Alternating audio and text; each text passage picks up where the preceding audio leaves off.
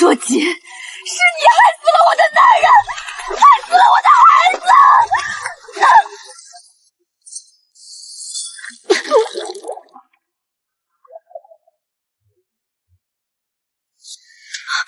妹妹在府外长大，受尽了委屈，这次就让她做皇上的妃子吧。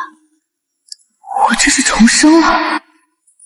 上一世，我以藤妾身份陪她入宫，不想皇上嫌弃她古板虚伪，摔门而去时，发现了跪在门外的我，对我一见钟情，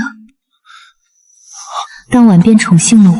皇帝诏曰：封柳若锦为贵妃。第二天便封我为贵妃，而姐姐入宫时的身份是洁妃。被彻底遗忘的姐姐耐不住寂寞，与守宫的侍卫有了私情，并怀吻身孕。我知道后，不仅替她隐瞒，还帮她顺利诞下孩子。恭喜娘娘是个公子！我受不了宫里的日子，我不想后半生蹉跎在深宫里，我求你帮我出宫。我求得苗疆神药，让他假死出宫，却不知怎么走漏了风声，被一直与我作对的皇后抓住。她带着皇上一起出现，嫡姐被抓个正着，皇上准备一剑砍掉嫡姐的脑袋。我扑上去护住嫡姐，却被嫡姐一同拽进了身后的荷花池，将发簪刺进我的心窝。我愿意以一切的身份入宫陪伴妹妹。谢姐姐赐我好日子。如香，你糊涂了吧？她连个庶女都算不上，给你做义妾已经抬举她了。义妾又如何？只要皇上能看到我，我自有飞上枝头的一日。还真以为做了义妾就能让皇上一见钟情，冠宠后宫了。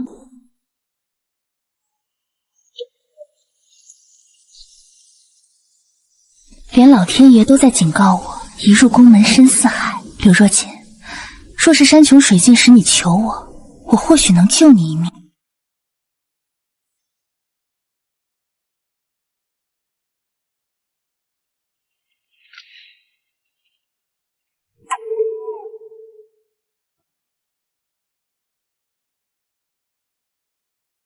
主子，皇上来了。这大喜的日子，皇上身上怎么带着股荔枝甜味，倒像是刚从哪家酒席上下来似的。荔枝甜香，他果然还是先去了那个人那里。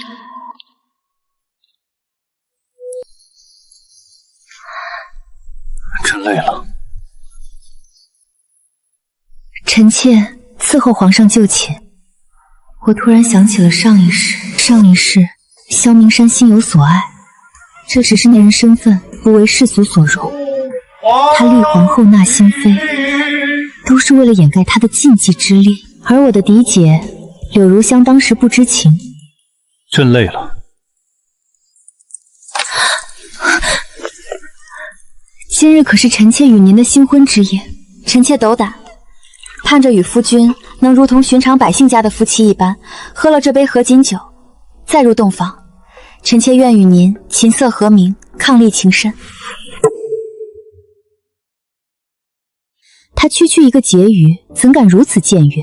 就连皇后都不敢在萧明山面前这么说，因为在他的心目中，妻子这个位置是留给那个人的。萧明山勃然大怒，摔门而去，这才有了我后来的际遇。柳如香在朝阳宫外跪了一整夜，赶都赶不走，最后被强行拖回来，还一步三回头，还能等什么啊？听说是等皇上摔门而去呢。他非说皇上今晚肯定会出来，一眼相中他，简直做白日梦。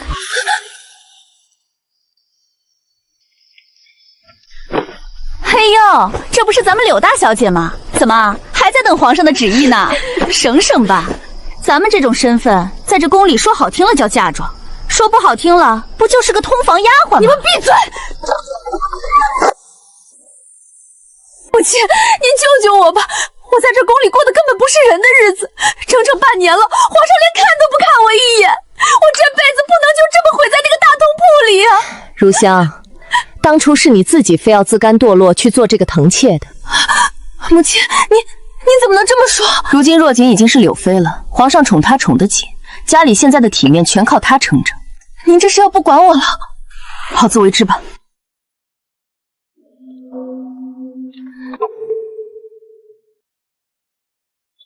娘娘，这半年来，皇上对您的宠爱真是日益增多了，10天里有7、8宴是歇在咱们这儿的。这种宠爱，你若是想要，送你便是。托皇上的福，您现在已经从婕妤擢升为柳妃了，这河宫上下谁不羡慕咱们？皇上今晚又翻了您的绿头牌，可他一进门就进了内殿去寻他的心上人翻云覆雨，倒把您一个人冷在外殿。嘘，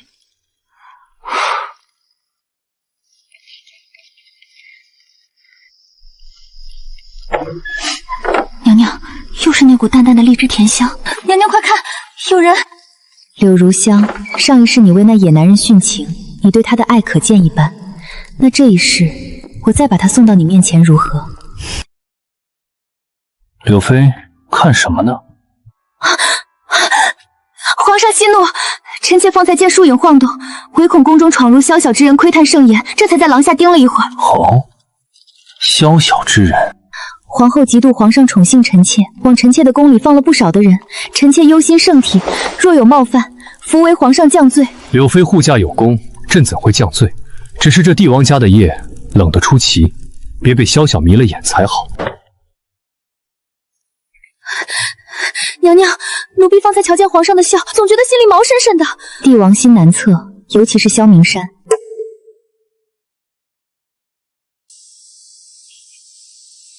娘娘，这柳妃怕是仗着恩宠，连规矩都忘了。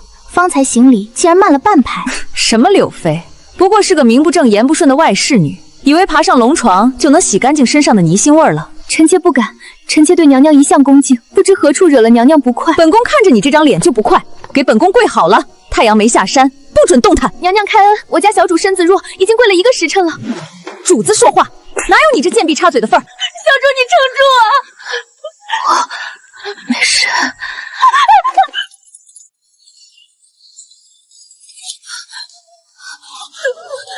霍瑶姨，你在做什么？皇上，臣妾不过是在教导柳妃规矩。教导规矩，在这烈日下跪3个时辰，我看你是想要她的命。皇上，您看看这如意，当年大婚之夜，您亲手将她放在臣妾掌心，说愿与我白首同心。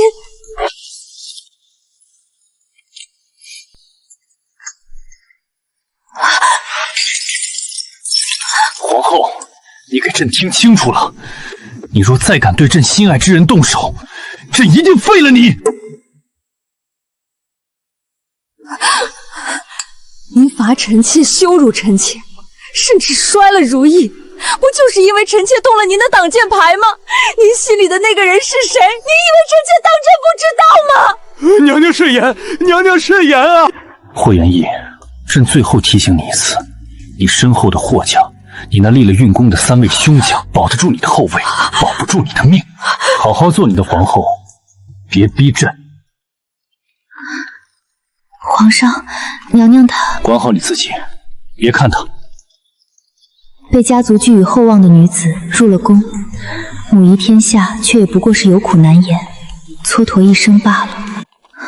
娘娘，皇后的心肠也太狠了，平白无故罚您跪了3个时辰。皇上虽训斥了皇后，可这伤受在您身上，奴婢这心里真是不落忍。别哭了，今日这一跪虽是吃了苦头，但也不能白跪。娘娘的意思是，你记着，待会儿皇上派人来安抚，你就露出一副我受了天大委屈的样子，别去讨要什么翡翠玛瑙。那娘娘想要什么？我要金子，要银子，这些才是我离开这吃人深宫后的底气。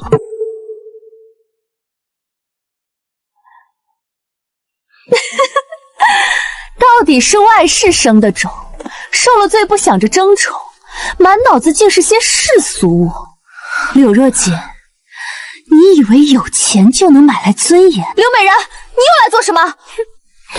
主子说话，有你什么事儿？仗着皇上那点新鲜劲儿，就敢跟皇后叫板，到头来还不是一样被皇后处罚，跪得跟条狗似的。刘美人，我家小主好歹是皇上亲封的妃子，你位分卑微，进来不请安也就罢了，怎能如此出言不逊？位分，在这宫里，命短的人，位分再高也是虚的。柳若锦，你是不是觉得自己名字取得好，就真能锦绣前程了？娘娘的名字是老夫人亲手取的，你不配玷污她。是啊，君锦如叶，文华若锦。我娘说过，这世间万物，唯有锦绣之色最是动人。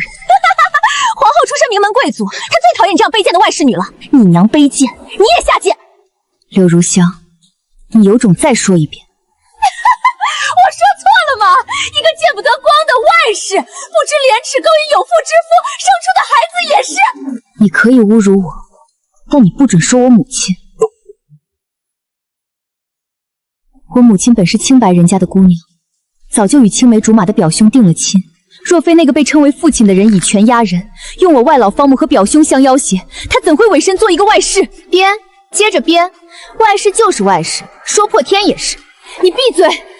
我母亲读过书，会酿酒，她本该有光明灿烂的一生。若不是被这深宅大院毁了，她本可以在阳光下酿出最香的酒。有命生没命享，那是她骨子里带的贱气。刘若姐，我是你嫡姐，你这个贱种竟然敢打我！嫡姐，柳如香，你给我记清楚了，如今是在宫里，不是在刘府。我是皇上亲封的妃子，你只是个身份卑微的藤妾，在这宫墙之内，我尊你卑，打你那是规矩，更是赏你的教训。你有种，柳若锦，你别以为我不知道你在御前做的那些好事，你给我等着！只要我把你的那些勾当捅到皇后面前，你看皇上还护不护得住你？娘娘，他话里有话，要是他真去了坤宁宫，咱们……我当然知道，他知道我的好事了。娘娘，您是故意的，我就等着这一天呢。鱼儿不进瓮，这戏怎么唱得下去？小主，柳如熙趁着夜黑悄悄摸进了皇后的坤宁殿，足足待了1个时辰才出来。1个时辰，看来该说的不该说的，他都已经和皇后交代清楚了。很好，非常好，我下了这么久的瓮，终于要捉住这只鳌了。不够，还是不够。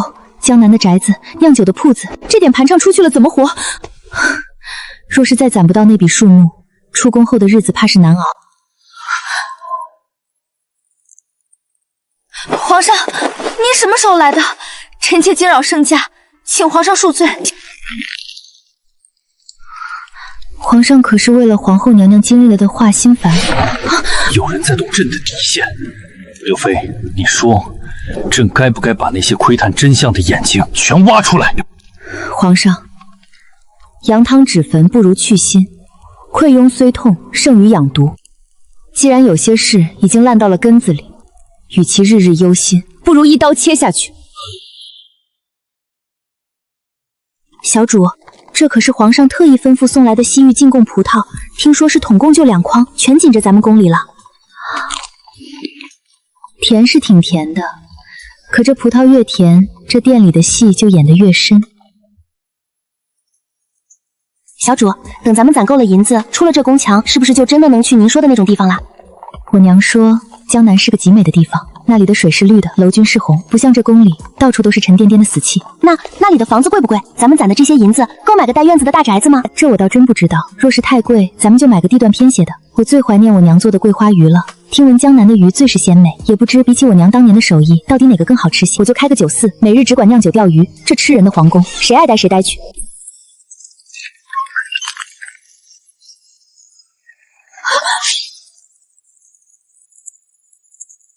拿下他！娘娘，皇后娘娘饶命啊！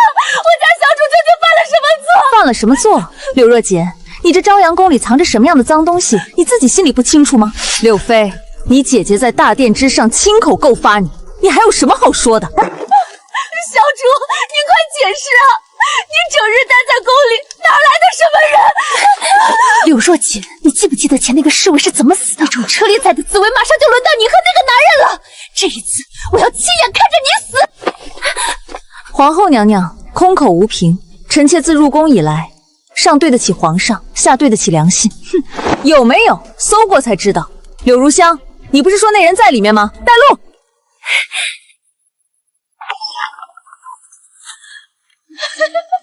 皇后娘娘，快看，那地上的黑衣是怎么回事？深更半夜，柳妃房里居然藏着男人的衣物，那店里的人肯定还没跑远。柳若锦，你还有什么好抵赖的？这就是铁证，你就等着跟你的野男人一起被车裂吧！娘娘，瞧瞧这外使出的种，平日里装的清高受宠，原来骨子里竟是这般淫贱。皇上也是被猪油蒙了心，竟放着您这样的世家贵女不顾，被这种货色迷了眼。哼，本宫也想瞧瞧，究竟是什么样的男人，能比圣上还吸引柳妃。他恨我是应该的。刘若锦，事到如今，你还敢在这勾引人心？刘如香，去把店里那个奸妇给本宫揪出来！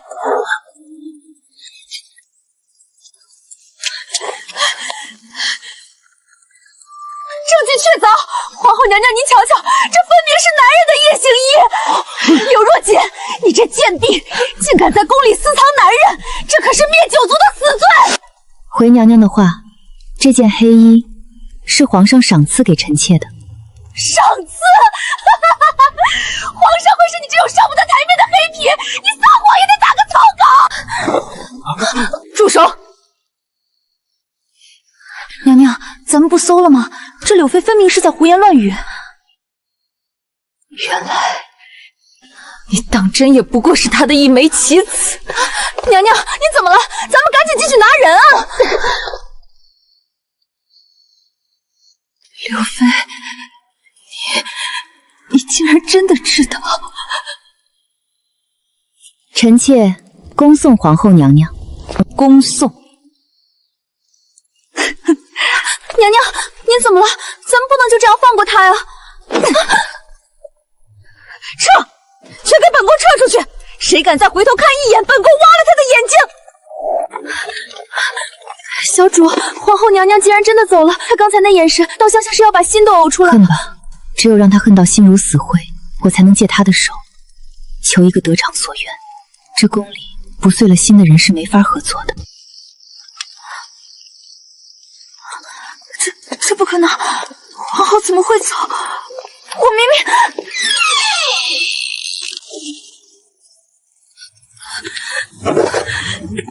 何人在此喧哗？皇上饶命！臣妾方才瞧见黑影，正在一时莽撞，误以为有歹人闯入。皇上饶命！皇上饶命啊！误以为？刘美人，你可知惊扰了朕的雅兴，该当何罪？柳妃，这便是你那位一心仰慕朕的嫡姐。朕知道你是柳妃入宫时带来的一切，既然你这么想分担柳妃的辛劳，今晚就由你侍寝吧。臣妾谢皇上隆恩，皇上圣明。刘若锦，瞧见了吗？哪怕你再受宠，皇上一眼剧中的主角还是我。前世你抢走的贵妃位，这辈子我亲手拿回来。柳如香、萧明山的宠爱，你受不起，更没命消受。这辈子我就在深渊边上，看你怎么被撕得粉碎。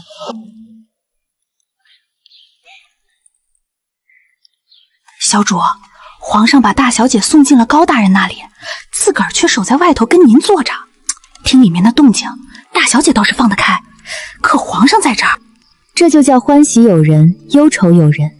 长姐等了一辈子才等来的荣华富贵，对皇上来说，不过是安抚功臣的一枚棋子。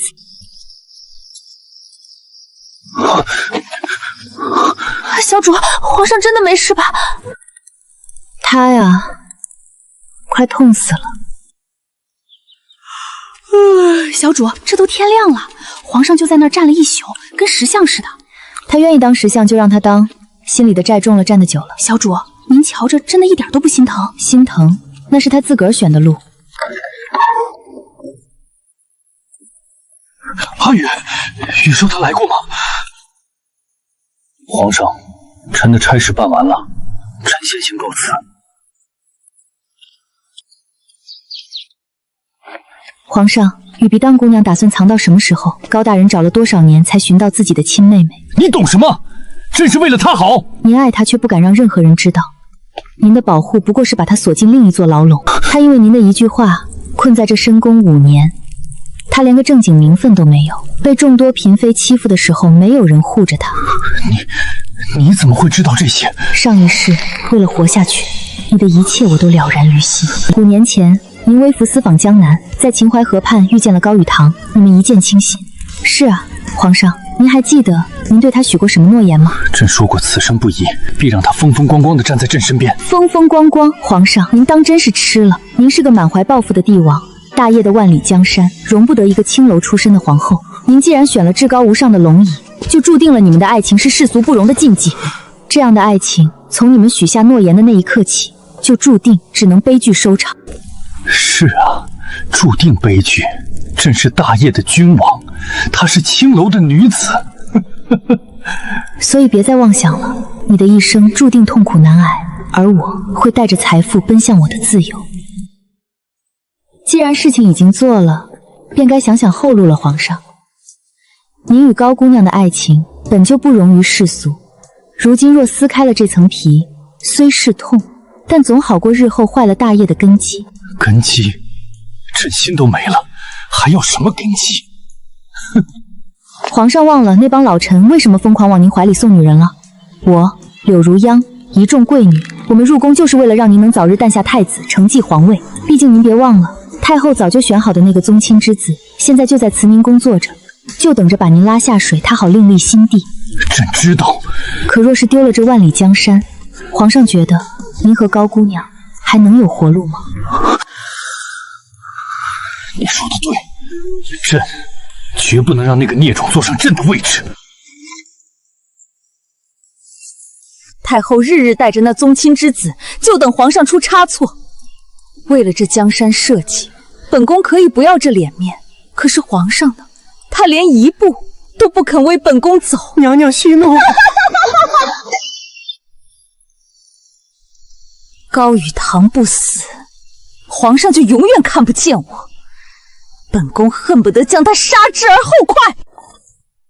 小主，奴婢听闻皇后娘娘今儿个又在宫里发了好大的火，眼看着太后支持的那一派步步并逼，皇上若是再没个继承人，这天下怕是要易主了。别急，戏台才刚搭好，唱戏的人还没准备好呢。皇家血脉不容混淆，可若是那个流着高雨堂血脉的孩子，萧明山便会视若珍宝，甚至将江山拱手相让。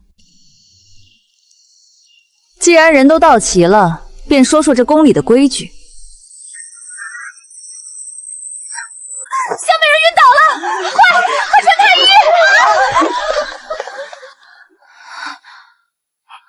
医！恭喜娘娘，贺喜娘娘！湘美人这不是病，是喜脉，已经2月有余了。好一个喜脉！湘美人孕育龙嗣有功，即日起晋升为香妃。爱妃好好养胎，若是日后诞下龙子，朕便直接晋你为贵妃，位同父后。臣妾谢皇上隆恩。小主，这金子多的差点晃瞎奴婢的眼了。这成色极好，这一箱足够我在江南买上10个带院子的大宅子了。那一箱子黄白之物就把你们乐成这样，真是满身的一股子小家子气。不过是得了些金子就高兴成这样，真是不知所谓。不像我，怀了龙子，整日提心吊胆，生怕这孩子有个好歹。后位已是本宫囊中之物，殊不知这是在自取灭亡。香妃倒是说说看，你打算如何将本宫从后位上拽下去？那还用问吗？自然是凭本宫肚子里的孩子。皇后入宫这么多年，到头来也不过就是个不下蛋的皇后。怎么，香妃刚才那股子要掀了本宫后位的劲势哪儿去了？上一世若不是皇后的阻拦，她就真的和她的心上人早就带着孩子远走高飞了。香妃，娘娘在此，你还站着做什么？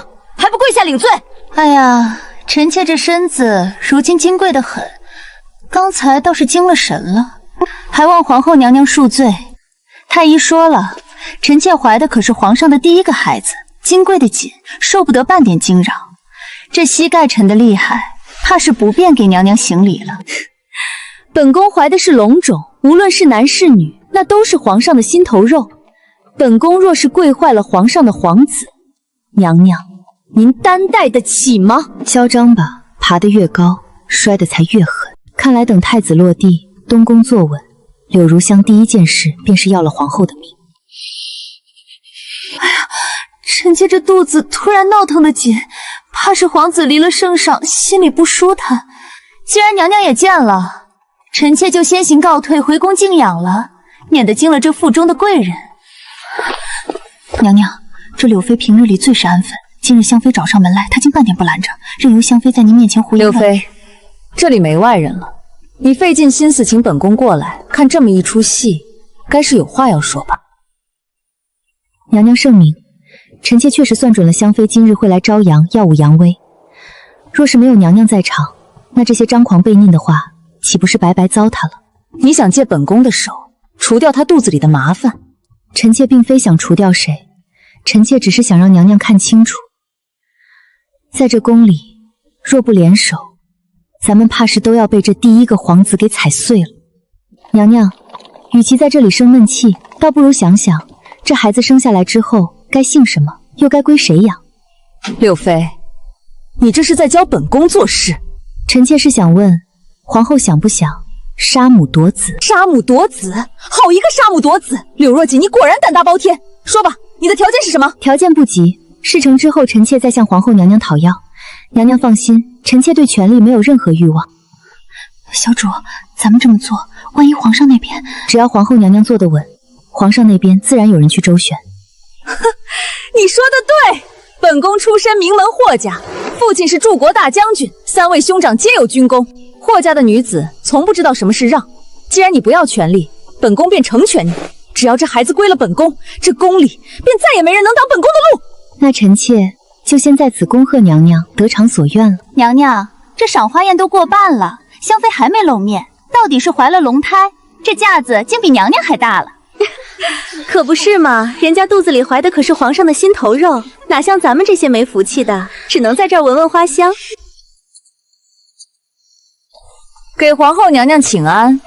路上花香太重，皇子闹腾得紧，臣妾来迟了，娘娘想必不会怪罪吧？哎呀，香妃，快快免礼，来，坐到本宫身边来。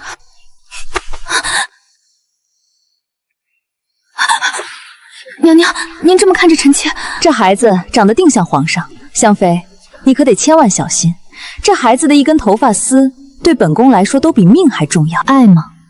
当然是爱，只不过爱的是那个即将属于他的儿子，而香妃只不过是个装成宝贝的瓦罐罢了。娘娘，臣妾突然觉得头晕目眩，怕是这日头晒坏了皇子，臣妾先告退了，回宫静养要紧。哎，姐姐别走啊！今日这牡丹花开得多漂亮，可是皇上专门嘱咐娘娘带咱们赏的。姐姐走得这么急，莫不是瞧不上这花？你放手！柳若锦，你安的什么心？离我远点儿！咱们姐妹好久没在一起说知心话了，姐姐再陪我走几步，就去前面的亭子歇歇。哎呀，姐姐当心！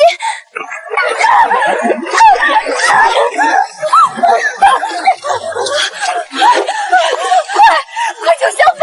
救她的！快香妃！救命啊！快救救柳妃娘娘！小主不会水啊！都愣着干什么？若是皇子有个3长2短，本宫要了你们的命！快去救香妃！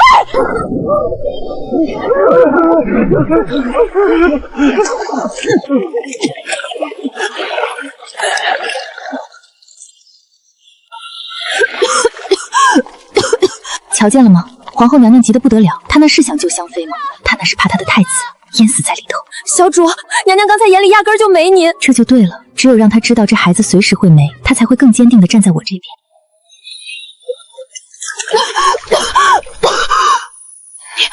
是你，娘娘可有不是？皇子可受了惊。高大人自重！香妃，你可真是好福气，竟劳烦高大人亲自动手。皇后娘娘，臣妾身子不快，恐坏了皇室血脉，臣妾这便先行回宫沐浴更衣了。娘娘，臣妾身子也湿透了，恐惊了凤驾，这便告退了。去吧，这宫里湿气重，洗干净点。小主，香妃这像是被吓傻了，连澡都不洗，就那儿发愣。她不是傻了，她这是在回味呢。回味什么？刚才落水差点没命啊！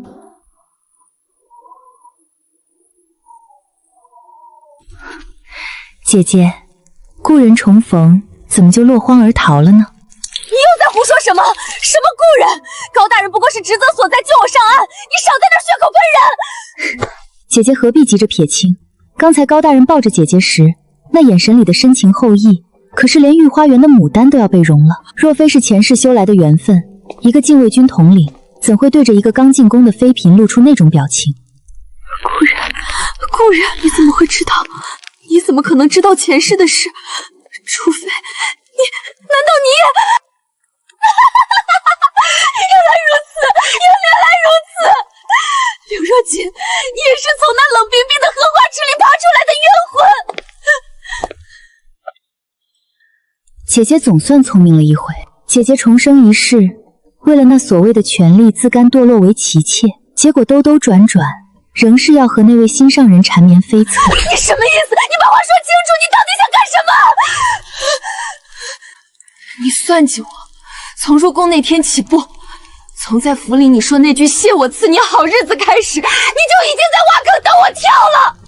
柳若锦，我是你亲姐姐，你敢居然这么歹毒！瞧这话说的多好听啊！亲姐姐，歹毒。正因为我知道你是我亲姐姐，上一世我才在那深宫里没名没分的帮你遮掩丑事，我替你瞒着私情，替你顺利接生，甚至为你求来苗疆秘药，让你假死出宫。你住口！结果呢？你恩将仇报，为了那个摔死的和车裂的野男人，拉着我一起跳荷花池，在那冰冷的水里，你怕我死不透，还亲手把发簪刺进我的心窝。跟你比起来，我这点算计连塞牙缝都不够。不过你放心，我不会让你这么快就死的。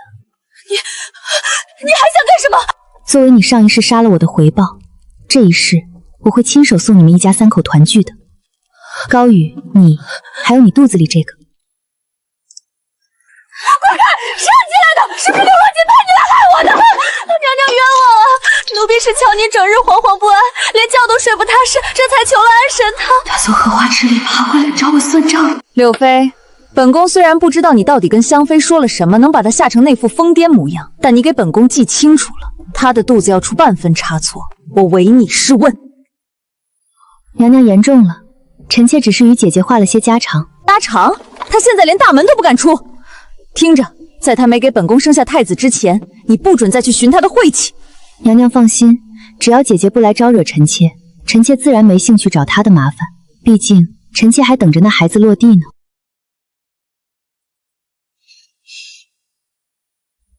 妹妹，你这岸上的云片糕，瞧着比我那儿的要松软些。我这腹中的小红子似乎很想尝一尝呢。姐姐既然喜欢，拿去便是。我的肚子好痛！柳若锦，你在这糕点里下毒！太医，快传太医！皇上，香妃娘娘动了根本，这腹中的孩子已经没有了。苦心经营这么久，一步步把皇后拉入局，全被搅了。这回是真的功亏一篑。孩子，阿宇的孩子，朕竟然没保住阿宇的孩子，朕还有什么脸面去见他？妹妹，你为何要这么狠心？那糕点明明放在你面前，我不过是吃了你一块，你为何要害我的孩子？我的孩子他才不到3月，他做错了什么啊？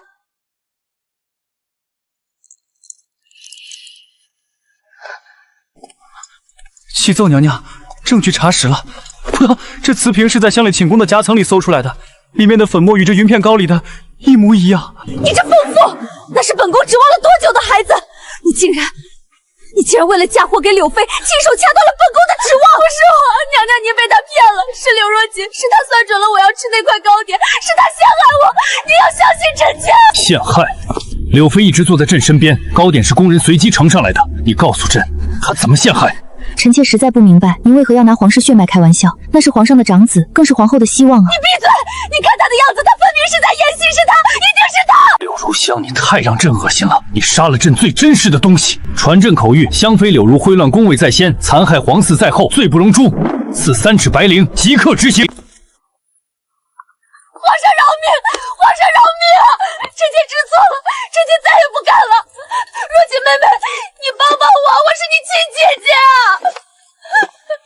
香妃娘娘，上路吧。皇上，我肚子里可能还有皇上的血脉，饶了我吧！脚。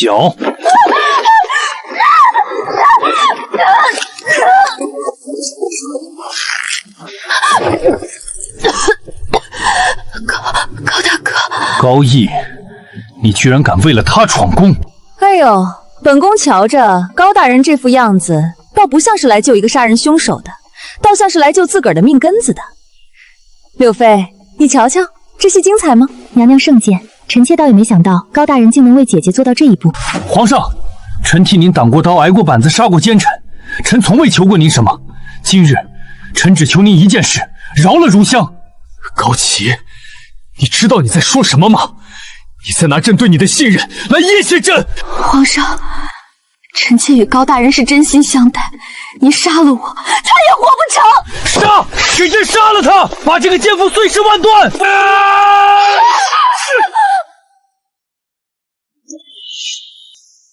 要杀就杀我吧，我替他去死！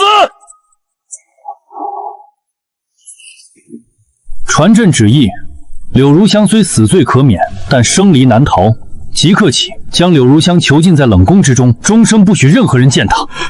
这囚禁冷宫，生不如死，这大概是皇上对他最后的慈悲了。高玉，朕已经留了他一命，但你记着，若不想让他死，你这辈子就永远别去见他。臣领旨。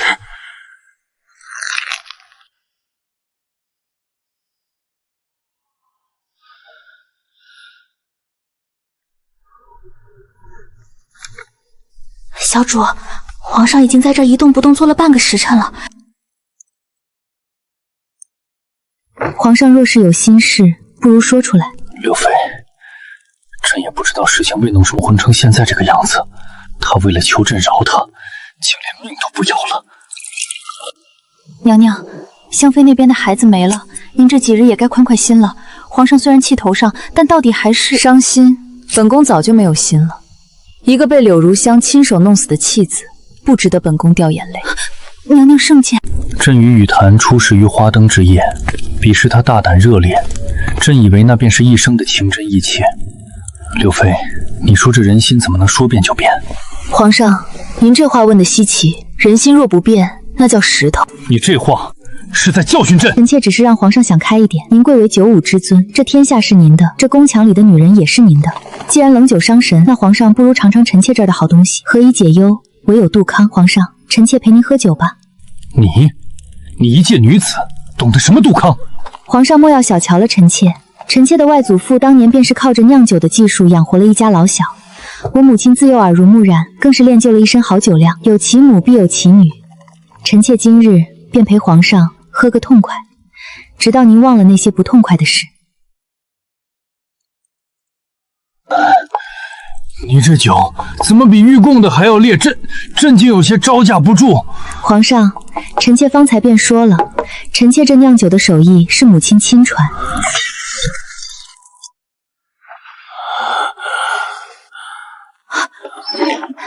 小主，人来了。娘娘，人已经醉死过去了。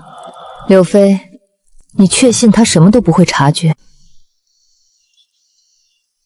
大喜啊！恭喜娘娘，贺喜娘娘，这是喜脉，千真万确的喜脉啊！入宫整整5年了，娘娘，咱们终于等到了，这坤宁宫总算是要有小主子了。5年了，总算等来了这个好消息。小主，看来那天晚上的酒没白费。皇后娘娘这一胎若是坐实了，咱们离出宫的日子是不是也快了？这孩子落地之日，便是咱们功成身退之时。不过，这宫里的风向怕是要变了。皇上，如今京城关于您的传闻已是满城风雨。萧明山，哀家再给你最后一次机会，要么即刻从宗亲中择一幼子过继为储，要么你就写下退位诏书，回你的前邸去。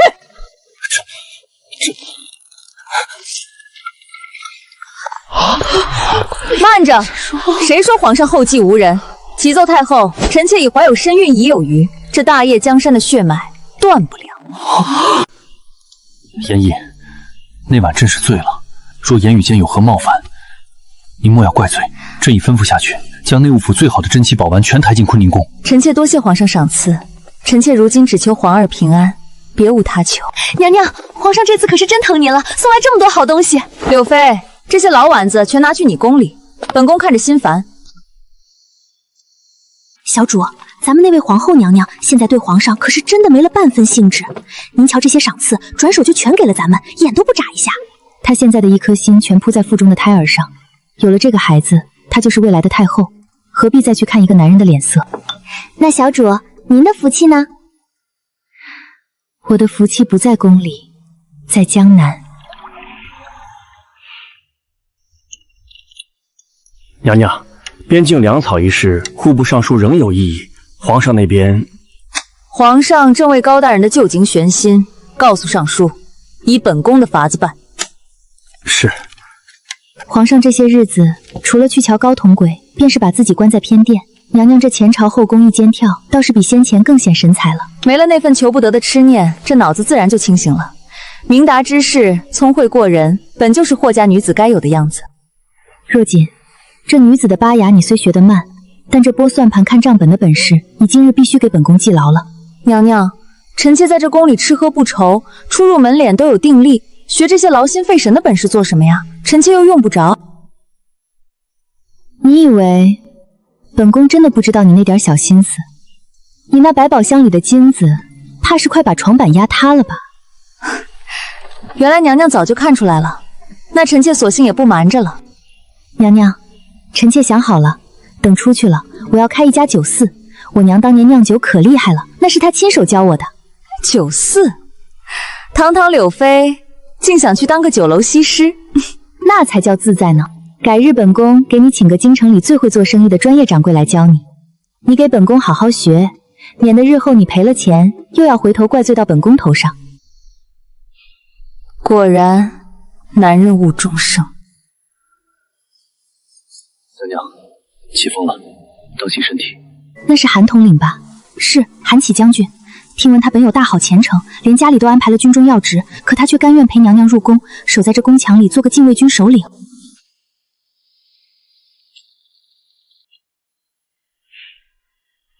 娘娘，有人守着的感觉确实不错。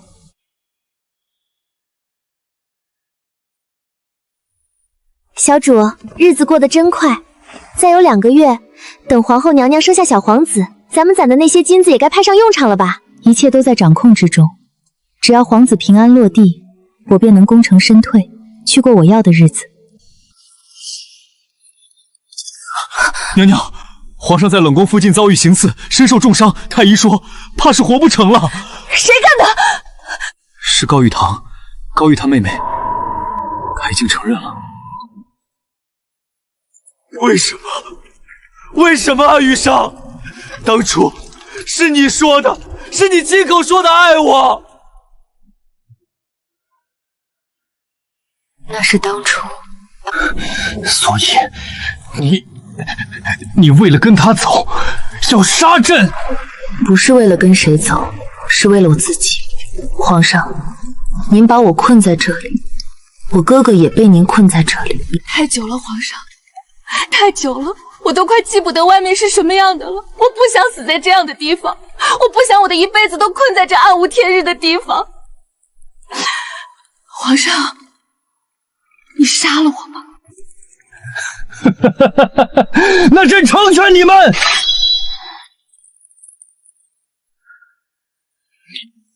朕不杀你。余生，不要！玉堂，朕来陪你了。娘娘，皇上驾崩了！娘娘，不好了，是要进宫肃清乱臣贼子！肃清？